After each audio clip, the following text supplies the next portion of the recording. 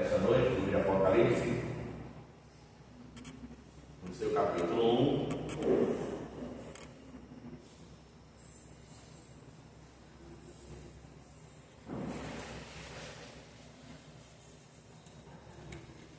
Apocalipse capítulo 1. Irmãos, se quiserem mais para cá, é melhor. Se quiserem ficar de manhã, eu botei aí para os últimos que chegarem, cada visualização do nosso projetor. Então, se quiser ficar mais para cá, fica melhor ainda, tá bom? Então, eu vou evitar me movimentar muito, mas vai dar tudo certo, tá bom? Bom, irmãos, nosso projeto vai ser preciso. O nosso primeiro livro a ser estudado é o livro de Apocalipse. Eu já estudei os irmãos que hoje no livro da Bíblia, a palavra Apocalipse, nós vamos aprender esta noite o seu significado, e nós vamos também aprender que Apocalipse ele tem várias configurações ou vários aspectos importantes. Bom, isso aí nós encerramos nossa aula passada, nossa irmã Fernanda encerramos isso aí na aula passada, lembra? O que é que está escrito ali? Estudo sobre o livro de Apocalipse, livro da revelação das últimas coisas, sequência dos eventos escatológicos que ainda vão acontecer, para encerramento de todas as coisas. Expliquei aos irmãos que na nossa visão pentecostalista, ou da nossa igreja, existem ainda 9 eventos escatológicos que vão acontecer antes do encerramento de todas as coisas. Quem não copiou nosso último encontro, copie, isso é importante, porque aí, irmãos, está todo o nosso estudo escatológico, nossa igreja, está tudo incluso aí. Primeiro, arrebatamento da igreja. Segundo, tribunal de Cristo. Terceiro, boda do Cordeiro. Quarto, grande tribulação. Quinto, batalha do Armagedon. Sexto, implantação do milênio. Sétimo, Satanás será solto. Oitavo, juízo final, o grande trono branco. E nono, novos céus e nova terra. Na aula passada, em cada conjunto desse aqui, eu mencionei do lado o texto bíblico, irmãos, gravado na aula. Cada tópico desse aqui, nós colocamos do lado o conteúdo bíblico do livro, para que os irmãos vissem esses assuntos e também comprovassem na Bíblia Sagrada. Então, arrebatamento da igreja, 1 Tessalonicenses capítulo 4, verso 3 em diante, tribunal de Cristo, 2 Coríntios, boda do Cordeiro, Apocalipse capítulo 9, grande tribulação, Mateus capítulo 24, batalha do Armagedon, capítulo 19 de Apocalipse, implantação do milênio, capítulo 19 de Apocalipse também, Satanás será solto, capítulo 20 de Apocalipse, juízo final dentro do trono branco, capítulo 20 de Apocalipse, nova terra, capítulo 21 de Apocalipse, encerra toda essa estrutura da humanidade. Olha, irmãos, vem para cá que nós entendemos. Deus trabalha com os 3 tempos. Quais são eles? Então, Deus trabalha com os 3 tempos. Quais são eles? Passado, presente e futuro. Como Deus trabalha com os 3 tempos para nós, humanidade, a Bíblia Sagrada que você tem nas suas mãos, ela está nos 3 tempos. Ela fala de assuntos passados, ela fala de assuntos presentes, e ela vai fechar a Bíblia Sagrada com assuntos futuros. Se a Bíblia Sagrada, Manival, não tivesse o livro de Apocalipse, nós íamos ter uma Bíblia falando do passado, falando do presente, mas sem uma visão que ia acontecer no futuro. Nós íamos ter nossa Bíblia, Atos dos Apóstolos, Epístolas Paulinas, Epístolas Gerais, e fechar a Bíblia Sagrada.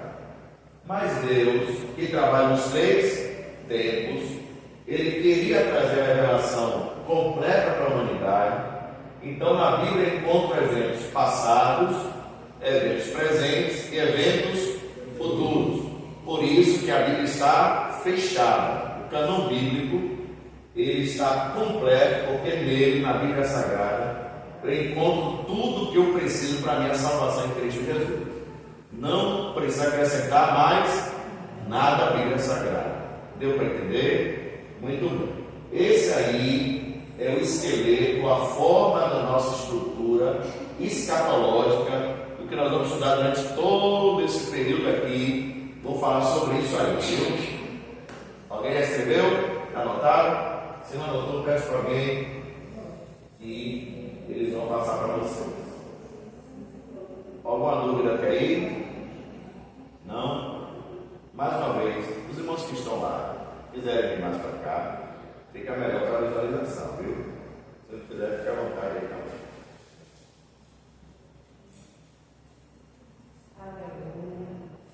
Bom, diante desse exposto aí, irmãos, vamos começar nessa noite falando sobre essa ilha aqui. Tira essa daqui.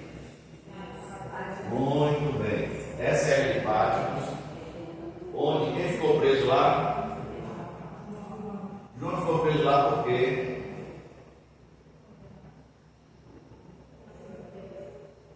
por que ele ficou preso lá? Isso, muito bem. Testemunho de Jesus Cristo, pregava o Evangelho, por isso ele ficou preso lá. Vou para cá para nós entender. A ilha de Patmos era uma colônia penal, ficava a 64 quilômetros a sudoeste de Efésio. Efésio aqui, está vendo? Ela ficava a 64 quilômetros distante de Efésio, no mar Êugeo. Segundo a história da igreja, o apóstolo João ficou lá por cerca de 1 ano e meio. Quanto ele ficou preso lá? 1 ano e meio. Sobre a ordem do imperador Domiciliano, ano 95 depois de Cristo. Então João ficou na ilha de Patmos, preso, segundo a história da igreja primitiva, durante 1 ano e meio, sob prisão, que era uma ilha carcerária, uma colônia penal, e ficava, ó para cá que não observar. Aqui também está inserido, irmãos, já as 7 igrejas da Ásia Menor. As 7 igrejas da Ásia Menor. Bom, qual eram elas? Efésios, vamos lá? Esmina, para outra. Vamos, irmãos. Efésio, Esmina, Pérgamo, Tiatira, Sardes, Filadélfia e Laodiceia. Grava essa igreja. Vamos lá, 1, 2, 3. Efésios, Esmina, Pérgamo, Tiatira, Sardes, Filadélfia e Laodiceia. Observe que as cartas, irmão Nivaldo, elas foram direcionadas às igrejas no sentido horário. Começou aqui, ó. Escreveu a primeira igreja de Éfeso, depois Esmina, vou subir. Pérgamo, Tiatira, Sardes, Filadélfia e Laodiceia. Essa região era chamada Ásia Menor. Hoje, na atualidade, é a Turquia. No mapa mundo de hoje, vamos ver lá a Turquia, exatamente ali que ficavam as 7 igrejas da Ásia, chamada Igreja da Ásia Menor. Deu para entender até aí? Muito bem. Hoje nós vamos estudar o nosso primeiro capítulo de Apocalipse, que foi lido nesta noite. Vamos prestar bastante atenção, porque ele é de profundo abalizamento para entender sobre escatologia bíblica. Bom, nós temos aí, irmãos, a expressão grega Apocalipse, que significa o quê? Revelação, tirar o manto, isto é, descobrir, tornar algo claro, algo obscuro. Tem um sentido de mistério, à luz da compreensão das pessoas. Então, quando eu falo a palavra Apocalipse, irmão, estou dizendo o seguinte: eu vou trazer uma revelação, eu vou tirar o manto, vou descobrir, vou tornar algo claro onde era o obscuro, trazer o mistério, a compreensão da mente humana. Compreensão da mente humana. Bom, Apocalipse, como já expliquei aos irmãos, é um livro complexo, é um livro meio que complicado de ser entendido, porque tem várias interpretações dele. Exemplo nessa noite. Jeremias capítulo 18 diz o quê? Jeremias 18.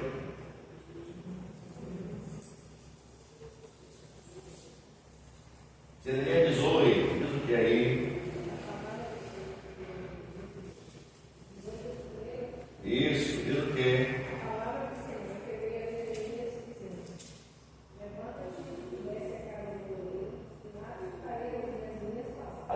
repita, em todas as denominações, em todas os ramos teológicos, esse texto bíblico ele é entendido da mesma forma. Aí está falando de quê? De um vaso do oleiro que se quebrou e Deus reformulou tudo de novo. Essa interpretação de Jeremias, esse é um exemplo que eu estou dando aos irmãos, em qualquer denominação que eu chegar, vai ser a mesma interpretação. Foi um vaso que se quebrou na mão do oleiro. Pronto. Já o livro de Apocalipse é um livro que tem várias interpretações, a depender da denominação que se aplica a estudar o mesmo. Então não existe só uma linha interpretativa, existem várias linhas interpretativas. Por quê? Quem puder anotar, anote aí. Apocalipse é um livro que está. Apocalipse, pode assim, é melhor. Apocalipse, na sua estrutura, ele é composto de Apocalipse, na sua estrutura, ele é composto de símbolos, metáforas e ilustrações. Apocalipse, na sua estrutura, ele é composto de símbolos, metáforas e ilustrações.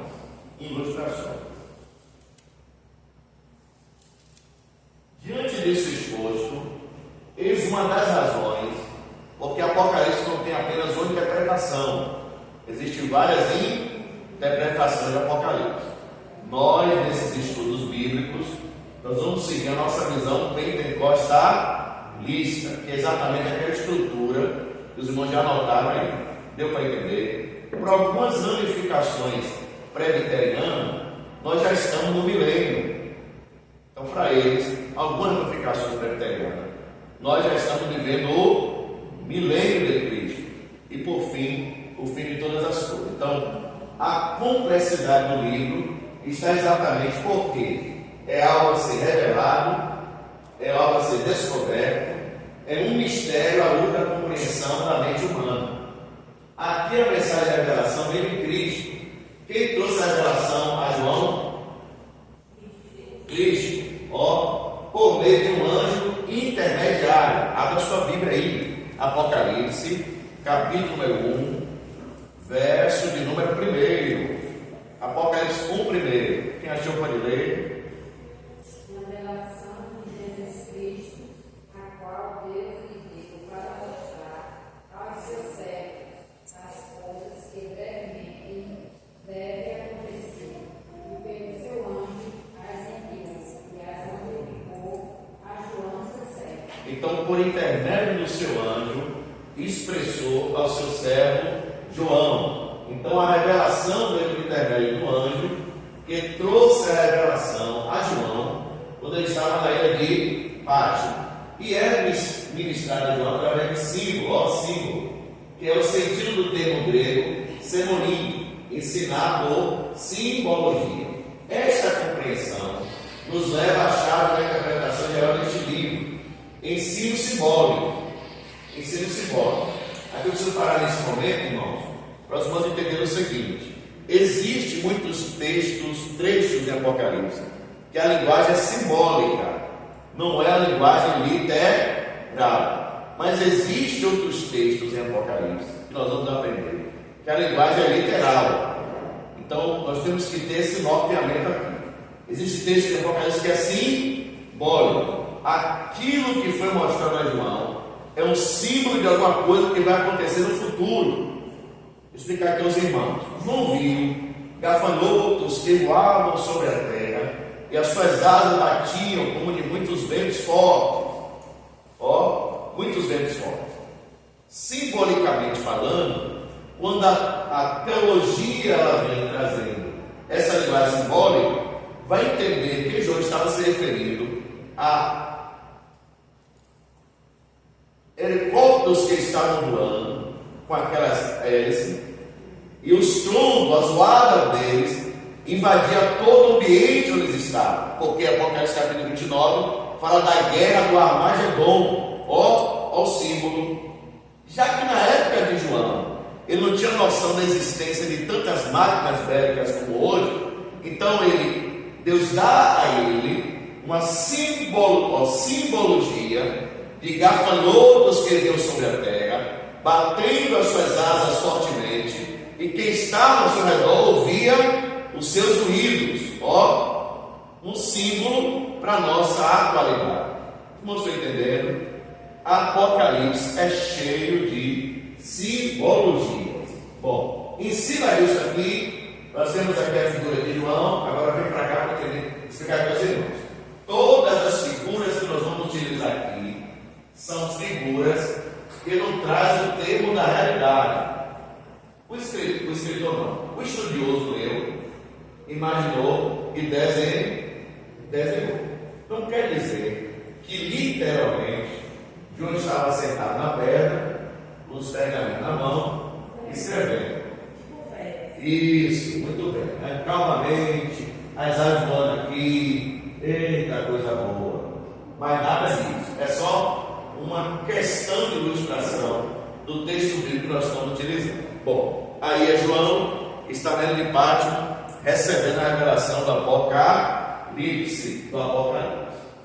Dentro desse contexto aí, irmãos, abra sua Bíblia, Apocalipse capítulo 1, versículo de número 9 ao versículo de número 16.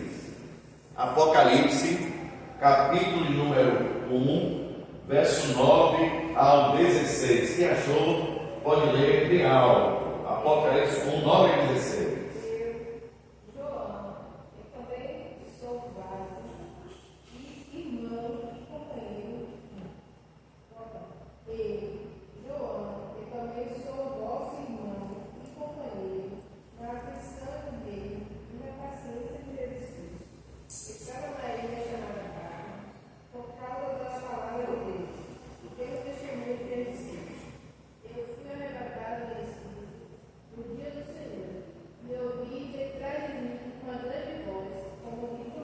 Espera aí, Maria, um minutinho só.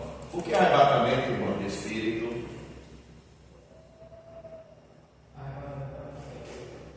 Isso, muito bem, irmão. Arrebatamento de espírito é o sentido daquela pessoa arrebatar. O seu corpo físico permanece no lugar, batimento cardíaco, pressão arterial, o movimento do seu corpo, normalmente falando, internamente falando, normal. Só que os seus sentidos são arrebatados. Isso que aconteceu com João, aconteceu com Ezequiel em vários textos bíblicos. Arrebatamento de espírito, ou êxtase espiritual. Deu para entender isso aqui? Pergunta para a classe nessa igreja, ainda pode trazer essa forma de arrebatamento para a igreja? Se não, talvez ou não pode mais. Bom, sim, muito bem. Continue, Marita.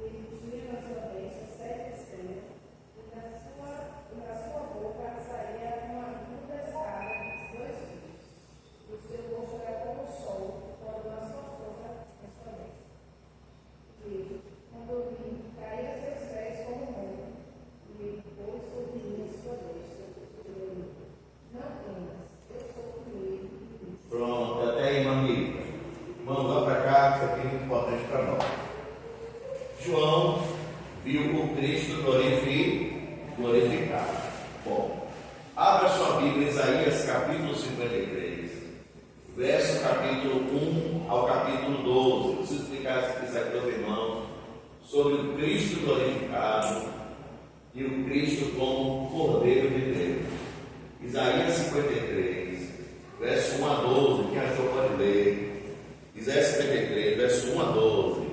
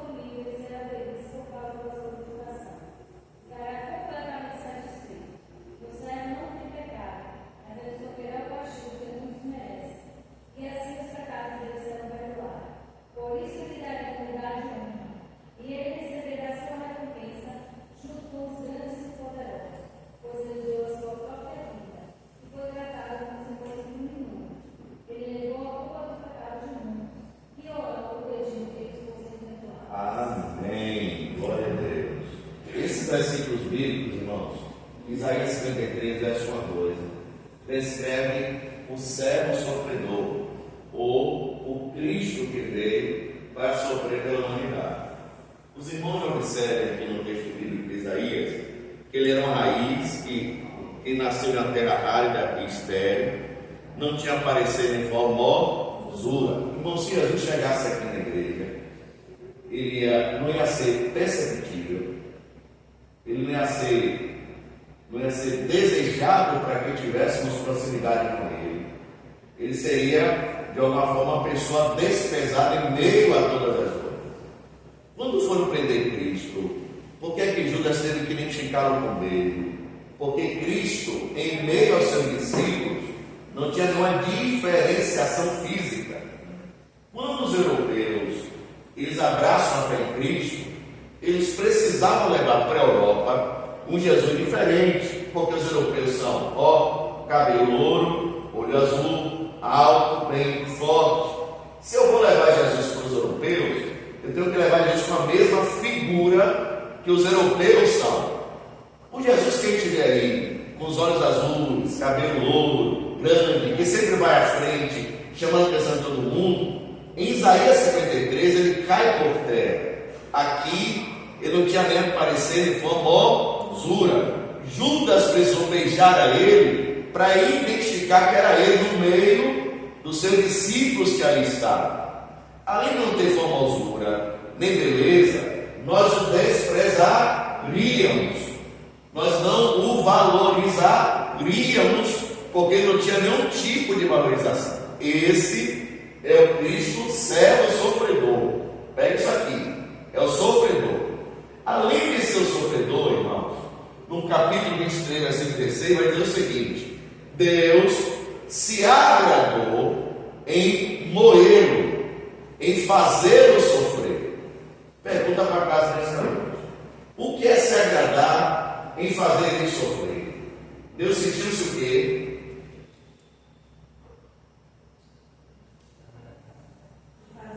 Rapaz, uma Rita fez um vatapá, o livro vai trabalhar. Que delícia.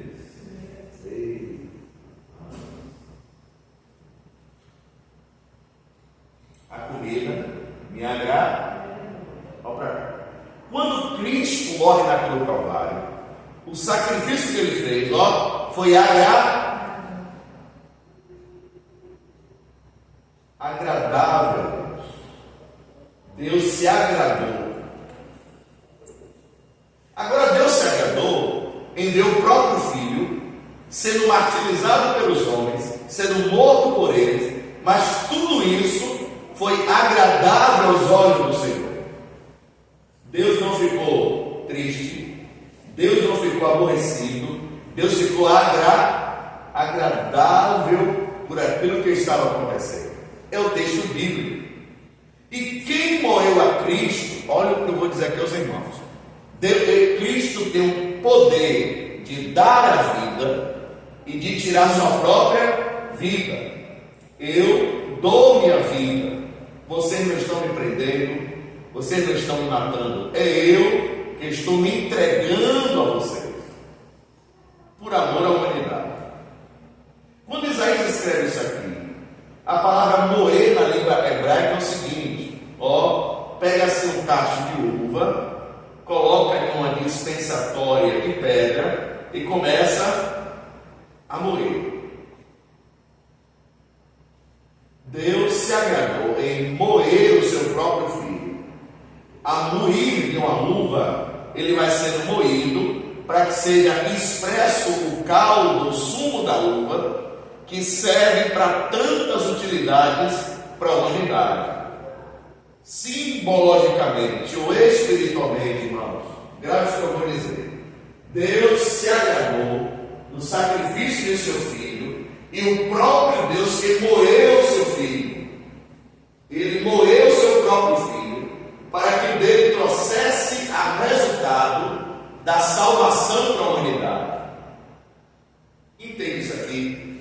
Foi o próprio Deus que Deus sacrificou o seu próprio filho.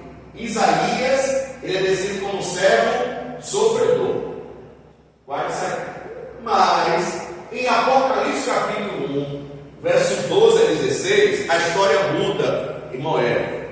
Isaías, João agora, na ilha de Patmos, vai ter uma visão do Cristo, não mais do servo sofredor, mas do Cristo glorificado. Aqui muda tudo. Louvado seja o nome do Senhor. Ele não é mais humilde homem, ele não é mais desprezado pela humanidade, ele não é mais limitado no corpo físico, depois ficar os irmãos 100% Deus, 100% homem. Ele não é mais um sofredor, agora ele está sendo glorificado com a glória que anteriormente ele possuiu. Diante disso exposto, João vê algumas características desse Cristo glorificado. Primeiro, na sua mão direita tem o que aí? Na sua mão direita? 7 estrelas. Ele está no meio de quê? Ele está com 7 estrelas na mão direita, aqui. Está no meio de 7 castiçais de ouro. E ele está com a veste branca até o comprido dos seus pés. No seu peito, um cinturão de ouro. No cinturão de ouro. Essa é a visão que João tem. Só que aqui, irmãos, presta atenção, aqui, nessa figura simbólica que nós estamos trazendo, eu posso ver, mesmo com uma forma meio que ofuscada, a face do que essa figura está dizendo. Só que lá em Apocalipse, o texto vai dizer, João não conseguiu ver a sua face. Irmãos, nessa era que nós estamos, ninguém consegue ver a face de Deus. O esplendor é muito grande. Glórias a Deus.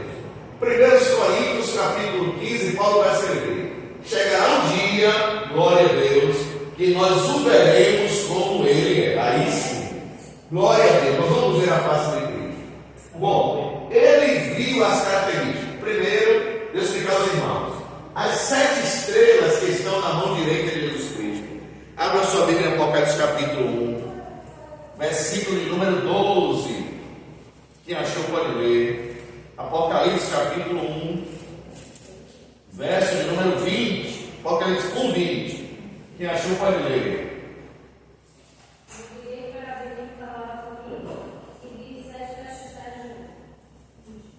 Apocalipse 1, 20.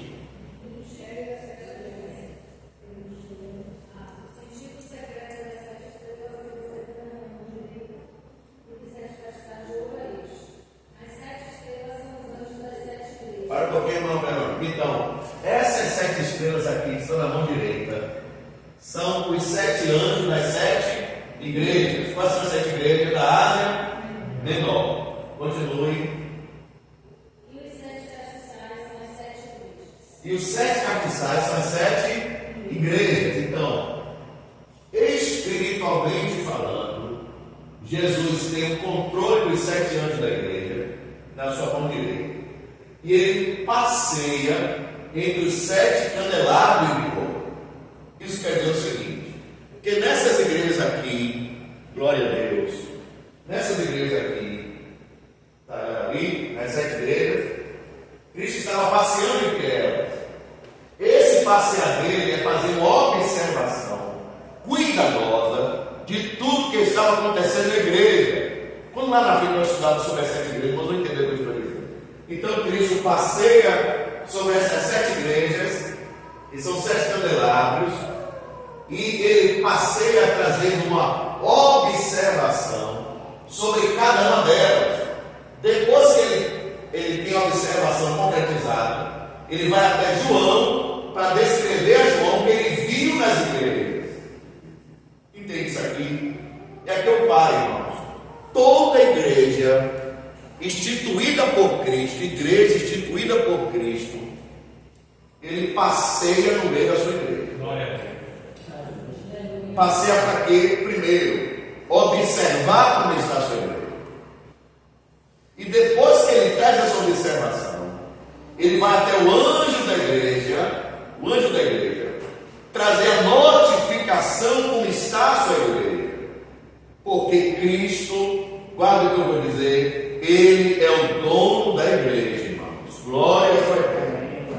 Glória a Deus. Por isso, ele está passeando entre os 7 candelabros de ouro, com as 7 estrelas na sua mão direita, controle, domínio, observação e saber exatamente o que está fazendo com as suas igrejas. Diante desse exposto, João vê algumas características desse Cristo glorificado. Se alguém pode ler aqui para mim, dá para ler aí. Primeira característica, vamos lá, os 3. Vestes compridas até os pés, cingido com cinto de ouro no peito. Isso se refere ao seguinte: referência clara de Cristo como sumo sacerdote. Abre sua Bíblia aí, Êxodo, capítulo 28, verso 4. E o outro vai ler Hebreus, capítulo 7, verso 17. Êxodo, capítulo 28, verso 4. E outro vai ler Hebreus 7, 17. Estas cores, 28, 4. 28, 4. Êxodo 28, 4. Estas cores são as vestes que farão peitoral, e um elmo, e um manto, e uma túnica bordada, e uma mitra, e um cinto. Farão, pois vestes santa, Arão, teu irmão, e a seus filhos, para me administrarem o ofício sacerdotal. Pergunta para a classe nesta noite: qual é o ofício sacerdotal daquela época? Oferecer sacrifício. O papel do sacerdote é levar o povo para Deus ou trazer Deus para o povo? Vamos para cá, irmãos. Presta atenção no que eu vou dizer. Uma pessoa cometeu um pecado, uma frente da lei. Antes de eu continuar, existiu salvação na época da lei? Se não, talvez.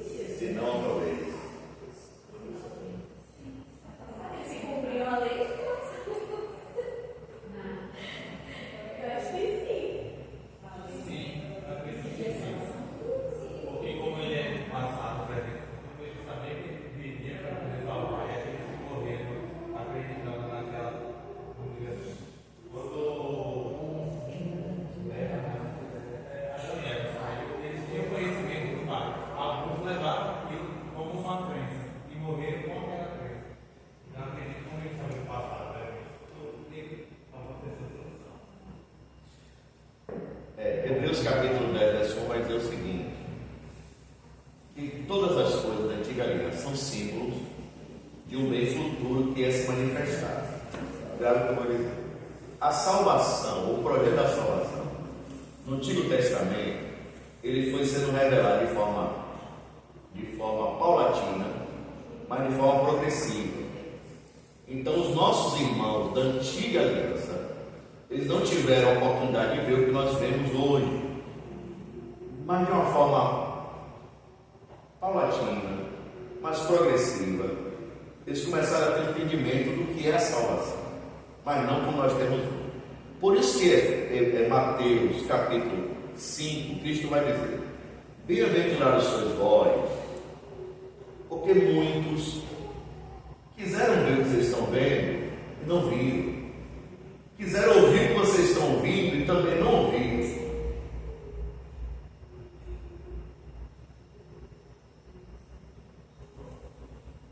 O sacerdote pegava o animal de alguém que cometia um pecado. A pessoa cometeu um pecado, então já estava prescrito na lei o que ela deveria levar para o sacerdote. Um animal, o cordeiro, o carneiro, o boi. Quem tinha mais condição de levar um animal mais forte, levava para o sacerdote. Quando levava para o sacerdote, a pessoa pecadora impunha as mãos sobre o animal, e o sacerdote também impunha as suas mãos. A pessoa confessava o seu pecado, e ali acontecia uma transferência de todo o pecado da pessoa para aquele animal ali. Então o animal levava sobre ele o pecado do homem. O sacerdote imolava aquele animal sobre o tanque que tinha na parte externa do templo, deixava derramar todo o sangue naquele tanque até escorrer. Depois pegava as partes melhores do animal, queimava aquela parte. Em alguns sacrifícios ficava uma porção para o sacerdote, para ser comido por ele e pela sua família, e o outro era destacado. Sombra de um bem futuro. As pessoas que faziam isso, mas faziam isso sabendo com quem estava fazendo, por que estava fazendo e para que estava fazendo. Rapaz, eu cometi um pecado, está aqui meu sacrifício, mas eu vou lutar para melhorar minha vida, eu não vou pecar mais. Eu vou lutar, porque Yahvé merece o meu melhor. Essas pessoas, por amor a Deus, o Deus da lei, elas alcançavam a salvação, porque elas faziam todo o ritual por amor a Ele, por amor a Deus, e lutavam para obedecer a lei, embora ninguém conseguia obedecer a lei 100%, ninguém, mas por amor a Deus, eles faziam isso. Agora, existiam também os legalistas. O que eram os legalistas?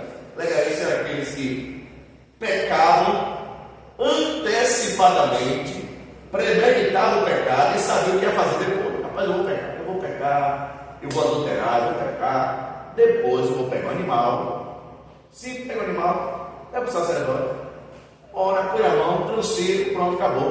No outro dia eu vou pecar de novo, pronto.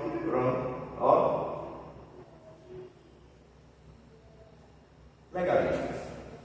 Esses só faziam por obrigar, sem conhecer o Deus da lei. Na antiga aliança, houve salvação para aqueles que faziam tudo por obediência ao Deus da lei. Deu para entender? Muito bem. Diante desse esforço, o Antigo Testamento é sombra de bens futuros. Quando Cristo aparece a João com as vestes brancas, simbolizando sacerdócio, hoje eu tenho um sacerdote segundo a ordem de Melquisedeque. Glória ao Eterno. Hebreus capítulo 7, verso número 17. Quem achou pode ler. Hebreus 7, 17.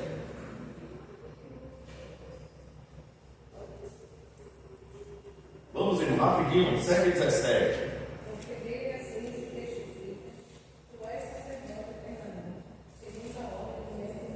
Pronto. Hoje nós temos um sacerdote eterno, Melquisedeque. Quem é sacerdote?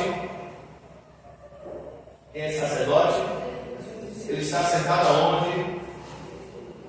Fazendo o quê? Intercedendo por nós. Qual era o papel do sacerdote da antiga aliança? Qual era o papel do sacerdote da antiga aliança quando trazia um animal? Pronto. Quando Cristo morreu na cruz do Calvário, quem era o poder de Deus ali? Pronto. Que tira o quê? Irmãos, olha para cá. Cristo não encobre pecado. Cristo não administra pecado. Cristo não se relaciona com o pecado. Ele tira o pecado da humanidade. Lembra do animal que sobre ele era levado o pecado do ofensor? Então, quando Cristo estava na cruz do Calvário, deixa eu explicar aqui aos irmãos. Os irmãos, aquele esgoto, irmão Zé Carlos, aquele esgoto, com aquela água fétida e preta, que ninguém suporta, quando abre, pronto. Imagine derramado sobre alguma pessoa ali. Quando Cristo morou na cruz do Calvário, uma crise, sobre ele foi derramada toda a pecaminosidade da humanidade. Eli, Eli, sabachthani.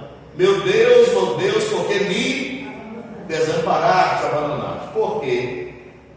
Deixa eu explicar aqui aos irmãos. Pela primeira vez na existência da Trindade, lá na frente nós vamos estudar sobre isso, aconteceu um fato que toda existência nunca havia acontecido.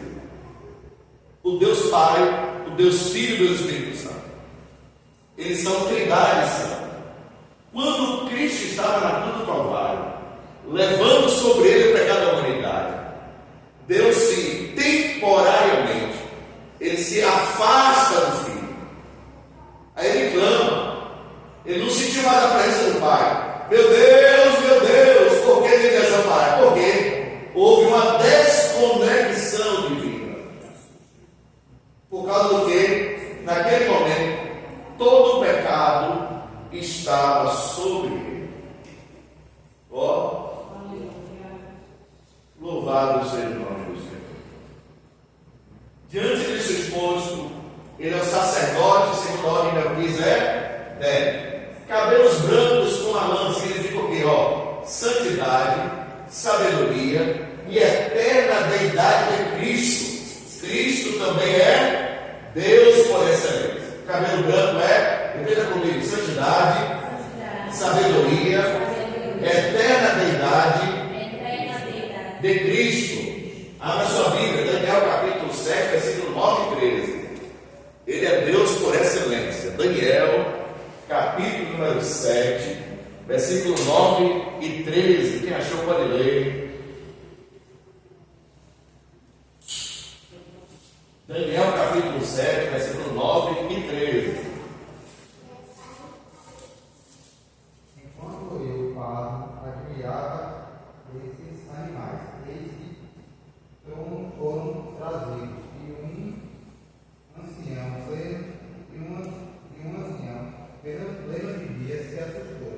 Suas roupas eram brancas como a neve, e seu cabelo alto como a pura lã. Seu trono estava todo envolvido com labaredas de fogo, e as rodas do trono eram chamadas ardentes. 13. E eu continuava contemplando minhas visões noturnas, quando vi que alguém, semelhante a um ser humano, vinha nas nuvens do céu. Ele se deslocou em direção ao ancião, bem idoso, e foi conduzido à sua presença. Pronto. A Bíblia, irmãos, elas são fios de conexão e textos estão ligados uns aos outros. Nada na Bíblia, irmão Nivaldo, é solto. Quando nós estudarem a Bíblia com mais demasiadamente falando, nós vamos ver versículos que estão no Novo, versículos que se encontram no Velho, e todos se conectaram. Segundo aqueles que não creem no poder da Bíblia Sagrada, irmão Zé Carlos, para os ateus, a Bíblia não é um livro inspirado. Para os ateus, é o seguinte: 40 pessoas se reuniram, na visão deles, em uma mesa, e começaram a escrever um livro chamado Bíblia Sagrada. Porque toda a Bíblia se conecta de uma forma tremenda. Todo livro que o escritor lê, psicologia, todo livro que o escritor ele possa ler em determinado assunto, você pega o escritor, você pega outro, em alguns momentos eles vão se contradizer. Em algum momento. A Bíblia foi escrita por 40 pessoas, no tempo de 1.500 anos para ser concretizada. E ela não se contradiz em momento algum. Ela segue uma linha de harmonização que só algo divino pode fazer isso. A Bíblia é maravilhosa. Oh, glória a Deus. Glória a Deus. Então, o mesmo ser que João vê em Apocalipse, é o mesmo ser que Daniel, capítulo 7, viu lá quando estava com Nabucodonosor. É o mesmo ser, cabelos brancos, santidade, pureza, sabedoria e deidade. É a característica que João vê em Apocalipse. Oh, glórias ao Eterno. Terceiro, olhos como chama de fogo, denota olhar penetrante e discernidor de Cristo. Eu quero parar aqui e nos manter nesse aqui. Olhos como chama de fogo é olhar penetrante e discernidor de Cristo. O que é discernir? Vamos, o que é discernir? Entendeu o que mais?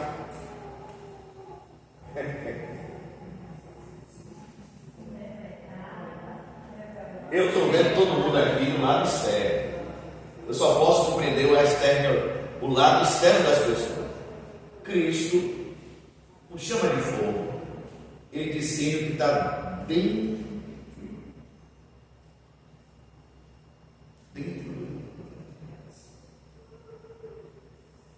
Ninguém esconde nada de Jesus. Glória a Deus. E eu vou explicar biblicamente porque ninguém esconde nada de Jesus. Abra sua Bíblia, 1 Coríntios capítulo 3, verso 12 a 15. 1 Coríntios 3, verso 12 a 15. Preste atenção nesse texto bíblico aqui, irmãos. 1 Coríntios, verso 3, capítulo 3, verso 12 a 15. Quem achou pode ler. E se alguém sobre esse fundamento vai levantar um vício de ouro, de prata, pedra especial, madeira, feno, palha, e obra que cada um se manifestará, pois aquele dia demonstrará, porque será revelado do fogo, e o fogo provará qual seja a obra de cada um. Se permanecer a obra de alguém só sobre ele edificou, esse receberá galardão. Se a obra de alguém se queimar, sofrerá ele prejuízo, mas o tal será salvo, todavia como Deus. Vamos entender isso aí? Alguém pode explicar?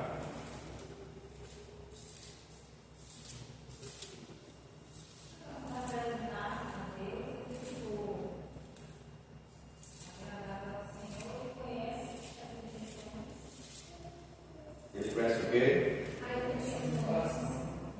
E o fogo vai revelar isso, né? E aí ele vai olhar essa prova do fogo para ser revelado, que é puro e realmente. Vem para cá para explicar aos irmãos. Muito bem, Manuel, muito bem. Paulo vai dizer aqui o seguinte: a base da vida cristã é Cristo. É Cristo. Estamos analisados sobre quem? Sobre Cristo. É que eu vou dizer aqui. Todo novo convertido, irmã Cris, quando entra na igreja, ele não tem noção, ele tem noção do que é ser crente, mas não sabe ainda o que é ser crente. Ele tem um nó. O que é noção? Ele viu o vizinho indo para a igreja, ele viu os amigos no trabalho, mas eles oram, ele lê a Bíblia, então ele tem noção. Ele vem para a igreja. Ele vem para a igreja. Quando ele vem para a igreja, irmãos, isso aqui serve para todo mundo, sabe? Ele entra aqui, ele vai procurar referências. Ele vai observar o pastor, a ministra de oração, a regente do grupo, a professora da escola dominical, o irmão que ora. Ele vai chegar aqui e observar. Porque ele precisa de referência para ele. O que é ser crente? O que é servir a Deus? Então eu vou observar os irmãos que já estão na igreja. O que é servir a Deus? O que ele vê aqui, ele vai guardar para ele e imitar aquilo que ele vai ver. Se ele chegar aqui, a igreja toda sentada, pesado, então ele vai chegar a fazer o quê? Ô, glória. Se ele chegar aqui na igreja toda hora, o que ele vai fazer? Ele pode não ficar o período todo, mas ele vai dobrar o joelho porque ele está vendo. Ele procura referência na igreja. Graças a Deus. Com o passar do tempo, eu não posso ficar olhando para a referência na igreja. Porque agora eu sou maduro na fé. Paulo escreve isso. Procurando a maturidade espiritual, para que encontreis a estatura de Cristo. Hebreus capítulo 12. Olhando para o autor e consumador da nossa fé, olhando para ele. Com o passar do tempo na igreja, eu não posso mais olhar para referências humanas. Porque referências humanas têm falhas, erros e problemas. Com o passar do tempo, e se eu amadurecer espiritualmente, eu vou deixar de olhar para aqui e vou olhar só para. Aqui está tudo bem. Oh, Jesus é bom. Oh, glória. Rapaz, Jesus vai me dar glória. Ó.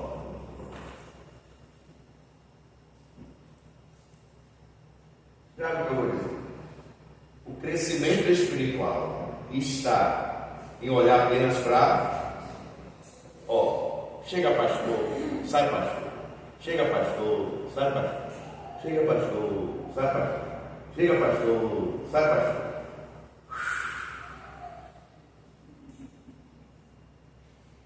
Mas eu estou olhando.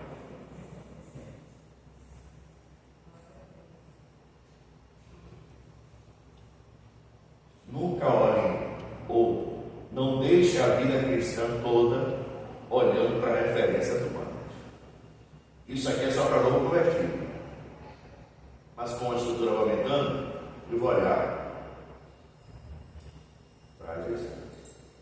Diante disso exposto, Paulo vai dizer o seguinte: a base é Cristo, eu vou olhar para ele, e essa base que eu vou colocar sobre Cristo vai utilizar 6 materiais. Quais são eles? Observe: ouro, prata, pedra preciosa, madeira, fêmur, palha. Fica comigo: ouro, prata, pedra preciosa, madeira, fêmur ou palha.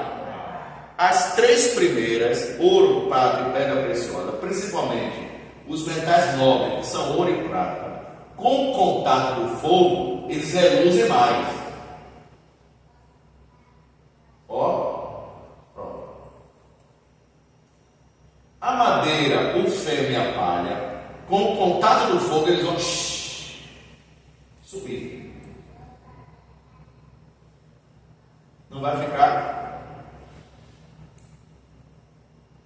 Cristo que tem os olhos como chama de fogo, no grande tribunal de Cristo, por isso que leva o seu nome. Segundo 1 Coríntios capítulo 4, verso 10. Tribunal de Cristo. Ele vai julgar nossas obras. E ele não vai julgar a estruturação da obra, ele vai julgar a qualidade da obra. Se foi ouro, pedra preciosa e prata, com contato com a chama de joia de Cristo, chama de fogo, essa obra vai reduzir mais. O tal excederá já lá, dando pela sua obra.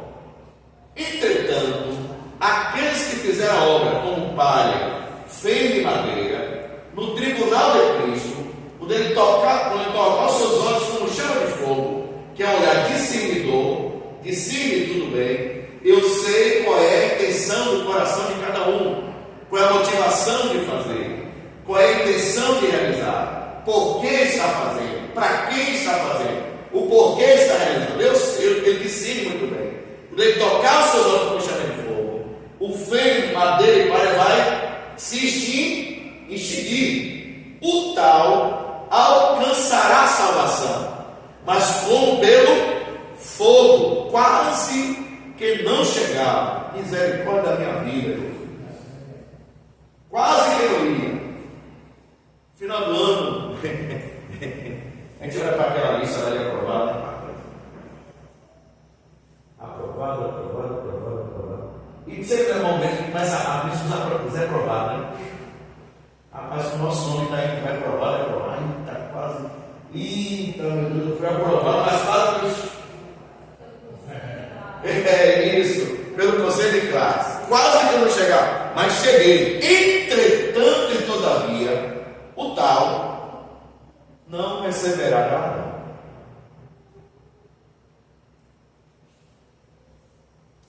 Com isso, eu estou dizendo aos irmãos o seguinte: que lá no céu vai ter pessoas que vão receber igual lá, e vai ter pessoas que serão salvas, mas que não vai receber igual lá. Porque quase pelo fogo chegaram ao céu.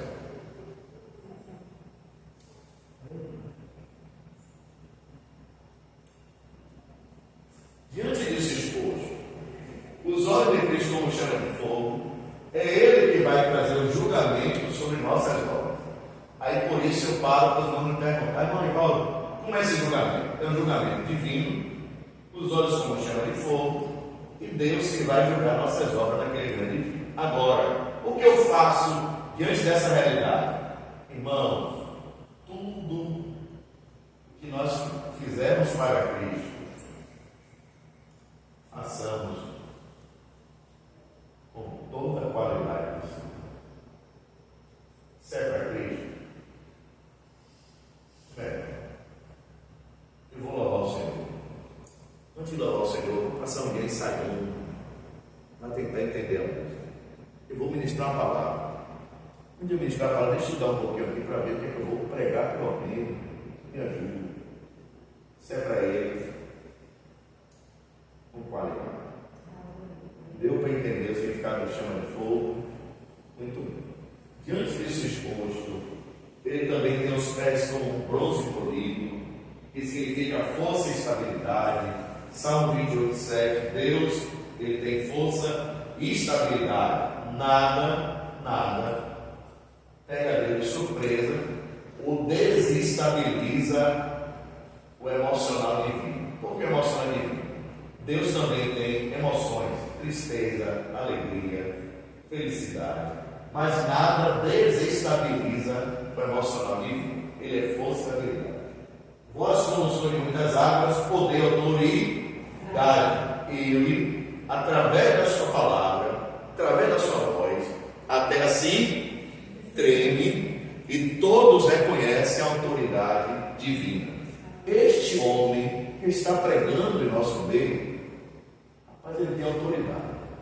Ele não prega como os fariseus e publicanos. Nós sentimos a autoridade daquilo que ele está expressando. Isso aqui, João teve a visão do Cristo glorificado no primeiro capítulo e as suas características. Essas características devem ser bem guardadas pelos irmãos. Ó, veste comprida, cabelos brancos, olhos como chama de fogo, pés polido, bronze polido, voz como de muitas águas. São as características do Cristo glorificado. Oh, glória! Um dia nós vamos ver ele como ele é. Oh, glória! Glória ao poderoso Deus. Glória ao Deus de toda a glória. Louvado seja o nome do Senhor. Irmãos, agora eu peço bastante atenção dos amados. Abra Apocalipse, capítulo de número 1. E no seu versículo de número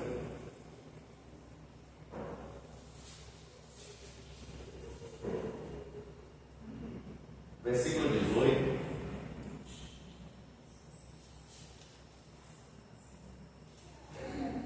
Apocalipse 1, versículo 18. Quem achou pode ler. Eu sou o vivo, estive morto, mas eis que estou vivo por toda a eternidade, e possuo as chaves da morte e do inferno. Muito bem. Repita mais uma vez com Marcos. Repita aí. Eu sou o que vivo, estive morto, mas eis que estou vivo por toda a eternidade, e possuo as chaves da morte e do inferno.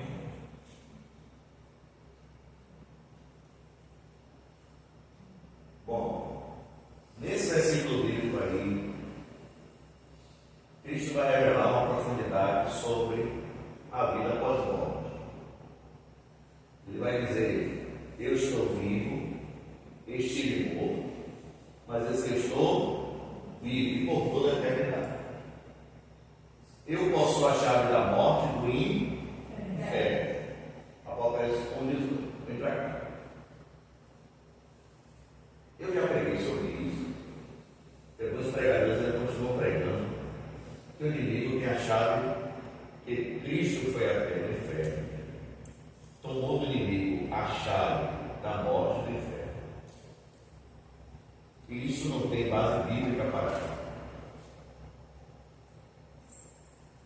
Segundo, quando Cristo morreu, eu vou explicar as coisas aqui agora, o que foi que aconteceu com ele depois da sua crucificação. No Antigo Testamento, há uma profissão, ou uma profunda referência ao Deus vivo. Josué 3:10, Salmo 42:2. No Antigo Testamento, sempre encontraremos referência ao Deus vivo. Eu sou o Deus de Abraão. Eu não fui o Deus de Abraão, não fui o Deus de Isaac, eu não fui o Deus de...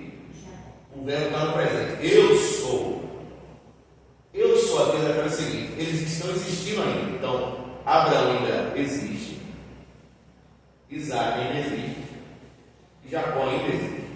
Se eles ainda existem, há uma vida após morte. Ele não foi, ele é o Deus de Abraão, Isaac e Jacó.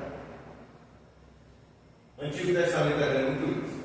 Cristo tem vida em si mesmo, e possui absoluto domínio sobre todos os seres, vivos e mortos. Então, quem tem o controle é Cristo sobre os vivos e os mortos. Hades é uma palavra grega que pode ser traduzida por inferno, sepulcro, morte ou lugar dos mortos. Aí nós vamos basear esse nosso contexto argumentativo teológico em Lucas capítulo 16, versos 19 e 31, sobre a história do rico e do Lázaro. Toda essa figuração aqui está baseada em Lucas capítulo número 16, versos 19 a 31. Lucas capítulo 16, versos 19 a 31. Antes de nós escreverem essa porção bíblica em Lucas 19, 16, 19 a 31, é a única porção bíblica onde não dá um sinal sobre o que é a vida após morte. Em toda a Bíblia, Lucas capítulo 16, versos 19 a 31, ele tenta trazer um vislumbre do que é a vida após morte. Vida após morte. Pergunta para a classe. Ninguém que foi lá voltou para contar como era. Então a gente não tem noção de nada. É uma experiência única e que ninguém volta para explicar como foi. Foi pronto. O texto bíblico que nos dá um vislumbre do que é Lucas 16, versos 19 a 31. A história do rico e do Lázaro. Presta atenção, vamos ficar os irmãos certos. Em Lucas 16, a narrativa começa assim: o rico Lázaro morreu e posteriormente o rico morreu também. Alguns teológicos acreditam que isso aqui não é uma parábola em si, porque toda parábola que Cristo proferia, ele não dava nome aos seus personagens. Um certo semeador, um certo homem, um senhor da terra, um proprietário. Só que aqui Cristo dá nome ao personagem, Lázaro e o rico. Para alguns teólogos, existe realmente o Lázaro e existe realmente o rico. Os dois morrem. Quando os dois morrem, eles vêm para aqui. Aqui é chamado de Hades, ou chamado de mundo dos mortos, ou Seol na língua hebraica, Hades na língua grega, ou mundo dos mortos. Esse mundo dos mortos, na cultura judaica, biblicamente falando, Ele tinha um lugar chamado seio de Abraão. Lucas capítulo número 16 fala sobre isso. E outro lugar chamado lugar de tormento. Lucas 16 também fala sobre isso. No meio deles existia um lugar chamado abismo, ou poço do abismo, ou tártaro na língua hebraica. Então aqui, seio de Abraão, lugar de tormento, e no meio, o tártaro. Quem estava aqui não podia ir para cá. Quem estava cá não podia ir para cá. Segundo o relato bíblico, o rico está aqui, Lázaro está aqui. O rico que está aqui, ele vê Lázaro aqui. No mundo dos mortos, o primeiro conceito que nós temos é um lugar de consciência e resistência. Porque sofrimento está ligado à consciência. Segundo, há um reconhecimento de fisionomia de pessoas. Ele, rapaz, ali é o Lázaro.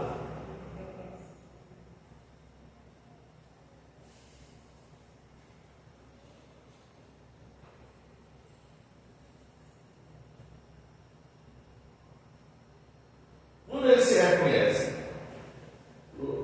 Lázaro fala: não posso ir para aí porque tem um abismo. Esse abismo aqui é o tártaro. Deixa eu explicar aos irmãos biblicamente que é esse abismo aqui. Abra a sua Bíblia, 1 Pedro, 2 Pedro, desculpe, capítulo 2, verso número 4. Apenas um versículo bíblico. 2 Pedro, finalzinho da Bíblia, capítulo 2, verso 4. Quem achou pode ler. Pois Deus não deixou escapar os anjos que pecaram, mas os jogou no inferno e os deixou presos com correntes na escuridão, esperando o dia do julgamento. Preste atenção nisso aí.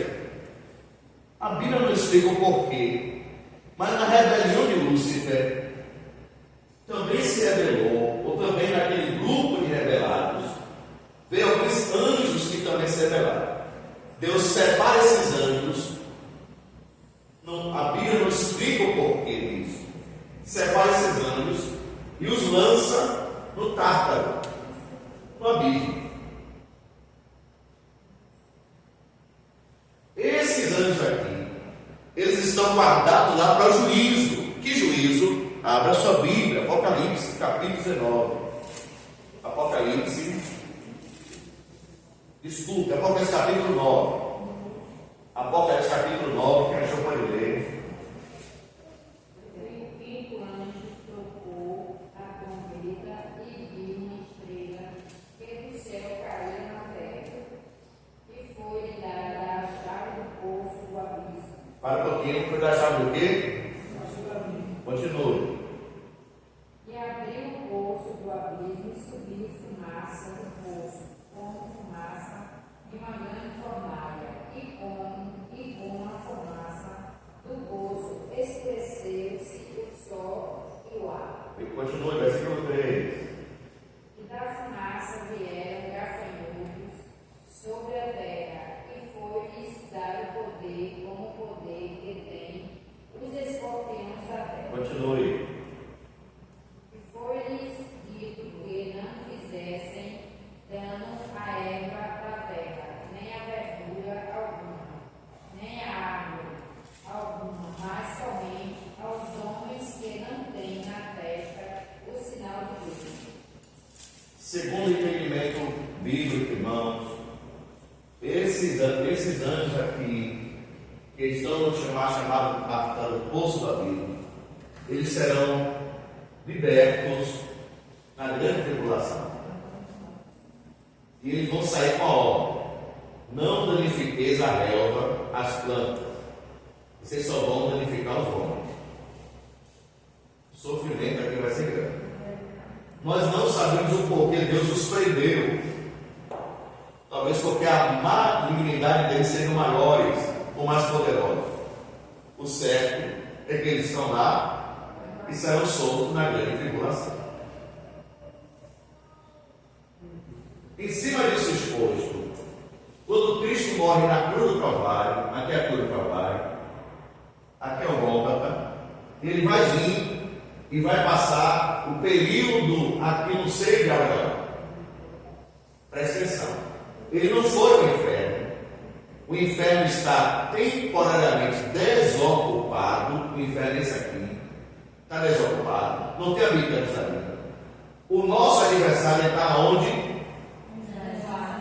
Pronto, aqui, em cima de nós. Implantou seu trono com três objetivos: matar. Pronto, então está aqui em cima. Quem morre sem Cristo vai para o lugar de tormento, que é uma antessala do inferno propriamente dito. E quem morre com Cristo vai para o seio de Abraão. Quando Cristo morre, ele veio para cá. E passou aqui, fugindo agora a contagem das horas, passou aqui o seu período de fechamento dos 3 dias após sua morte, até o guarda da sua ressurreição. Ele passou aqui. Pronto. Quando ele ressurge, quando ele está aqui, e ele vai ressuscitar, aconteceu esse fato aí. Abra sua Bíblia, Efésios capítulo 4. Efésios capítulo 4.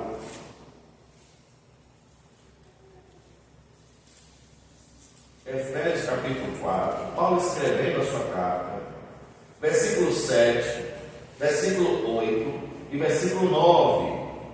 Efésios 4, 7, 8 e 9. Quem achou pode ler. Mas a cada um de nós foi dada a graça, conforme a medida do dom de Cristo. Por isso foi dito, subindo ao alto, levou cativo ao cativeiro e deu dons aos homens. Muito bem. Quando Cristo está no processo de ressurreição, houve uma transposição disso aqui. Então, o seio de Abraão hoje não está mais onde estava no Hades. Ele foi transportado para o paraíso. O paraíso. Subiu o cativeiro. Quer dizer, todos que haviam morrido, lembra daqueles que morreram na lei, mas obediência, iam tudo para o seio de Abraão. Lembra de Abraão, Isaac e Jacó? Seio de Abraão. Lembra de Moisés? Seio de Abraão. Todos os patriarcas, os heróis da Bíblia, todos da antiga aliança, eles morreram e vieram para o seio de Abraão. Morreram na esperança. Rapaz, eu não sei, mas Deus tem algo projetado sobre salvação. Eu não vi o meu Salvador, mas eu vou morrer crendo que Deus tem algo maior para a minha vida. Oh, glórias ao Eterno. Hebreus capítulo 11, Abraão não viu a sua promessa concretizada, mas ele morreu visualizando a herança que Deus estava reservado para ele. Eles morreram na esperança. Quando Cristo desce aqui no seio de Abraão, e ele agora vai proclamar o quê? Abra sua Bíblia, 1 Pedro. 1 Pedro, glória a Deus. 1 Pedro, capítulo de número 3, versículo 19.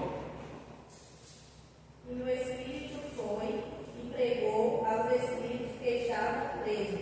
Continua o versículo 20. Estes eram os espíritos daqueles que não tinham obedecido a Deus, quando ele ficou esperando com paciência no dia de Noé, que estava construindo a arca. Olha para cá.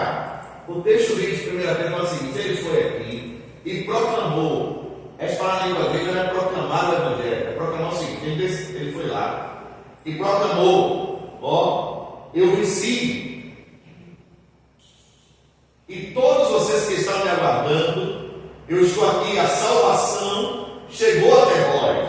Romanos capítulo de número 5, Paulo vai escrever: o sacrifício de Cristo é eficaz para o presente, para o futuro e também recolhe ao passado. Quem morreu fiel a Deus no passado, também foi alcançado da salvação em Cristo Jesus. Glória a Deus. Então ele foi proclamar aos espíritos que estavam em prisões: eu venci. Quando ele proclama, ele leva o cativo ao cativeiro e agora vai para o paraíso. Abra sua Bíblia, 2 Coríntios capítulo 12. 2 Coríntios capítulo 12, verso número 1. Quem acha que pode ler?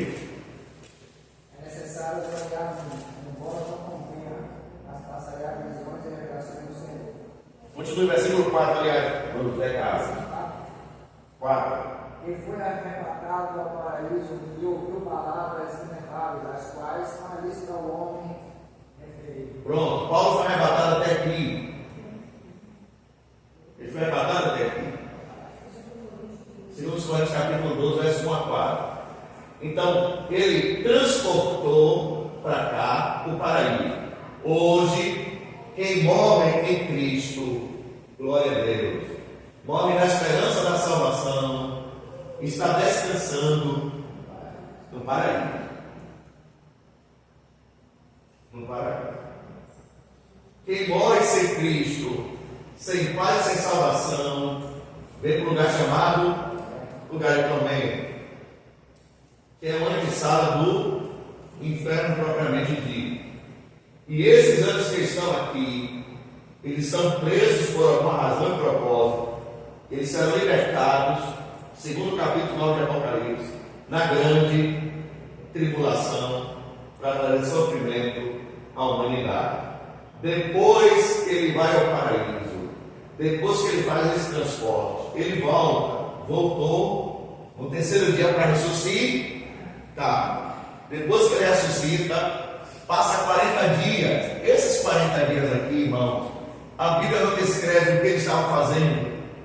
Ele não ficava 24 horas com os apóstolos. Ele aparecia e sumia. Aparecia e sumia durante 40 dias. Depois dos 40 dias, aí abre a sua Bíblia, Salmo de número 24, versículo número 6.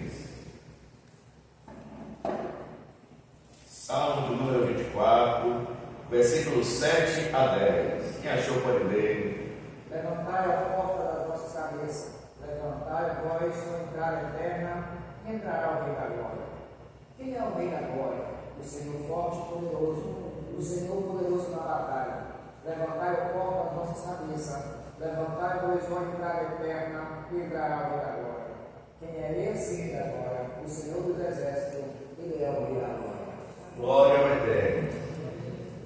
Cristo veio, realizou o plano de salvação, morreu pelos pecados, ressuscitou depois do terceiro dia, transportou o seio de Abraão para o paraíso, voltou para o sepulcro vivo, passou 40 dias ainda sobre a terra. Depois de 40 dias no Monte das Oliveiras, ele foi subindo e os discípulos olhando para ele. Aí 2 anos aparecem aos apóstolos: irmãos galileus, por que estão olhando para cima? Esse nem o Senhor, o receber do céu voltará, como para o céu vestir. Ele vai voltar mais uma vez. Só que hoje, nesse exato momento, ele está à destra de Deus, intercedendo por nós, que é a sua igreja. Ele está lá agora. Glória a Deus. Ele está lá agora. Tendo sobre ele a glória que tinha antes do sacrifício, a glória que tinha antes do plano da salvação, está à direita de Deus. Atos capítulo 7, Estevão, quando estava morrendo, o céu se abriu e ele viu Jesus Cristo à direita de Deus em pé, esperando ele. Esperando Estevão até esse paraíso, até a glória.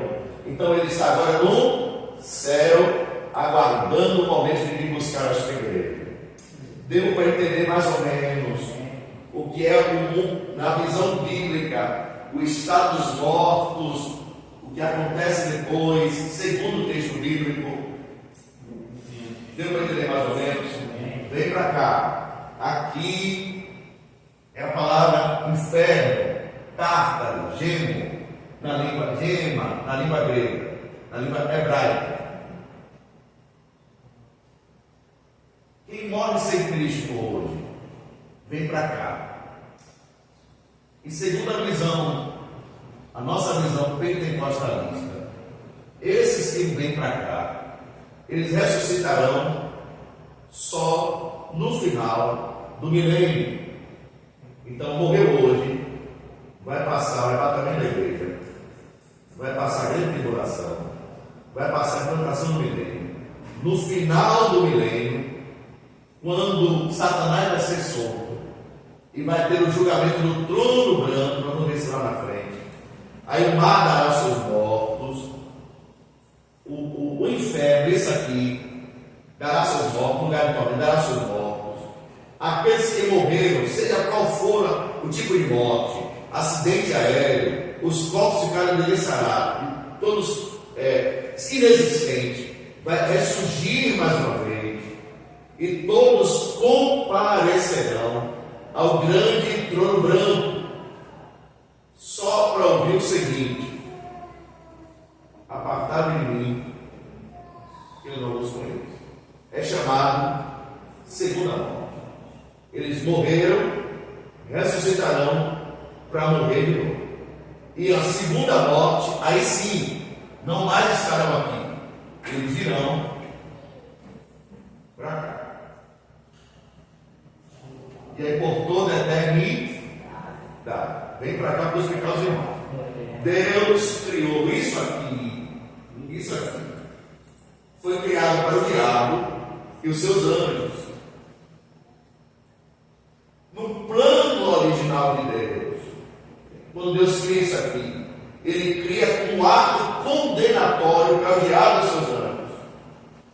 Mas, diante da incredulidade da humanidade e da incredulidade e pecaminosidade da humanidade, também serão lançados lá todos aqueles que não obedecem os preceitos de Deus.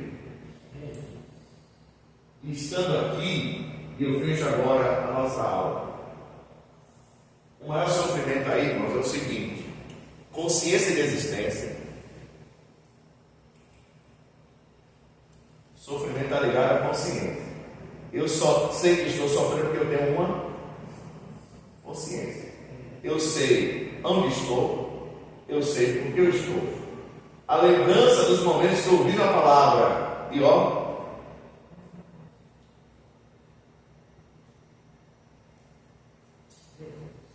e a pior dor, irmã Fernanda, é saber que nunca mais poderão ser acionados por Deus. Esse aí, biblicamente falando, é o mundo dos mortos. Alguma dúvida nesta noite? Algum comentário a fazer?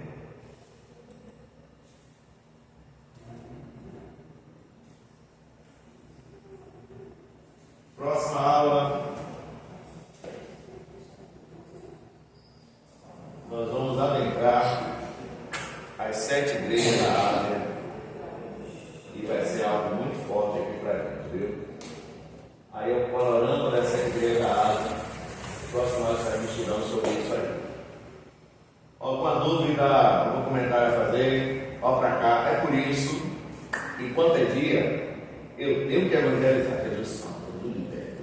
Eu vim para ele, bem rápido, porque fechou a porta, não tem mais o que ser feito. Deus abençoe, irmãos. Vamos ficar de pé nessa noite. Obrigado pela sua presença, obrigado pelos irmãos que vão assistir esta live, por este momento no Instagram. Deus abençoe. Vamos orar. E hoje aqui, estaremos mais uma vez aqui, agora sim, estudando sobre as 7 igrejas da Ásia. Já grava aí na sua agenda. E hoje aqui, estaremos mais uma vez aqui.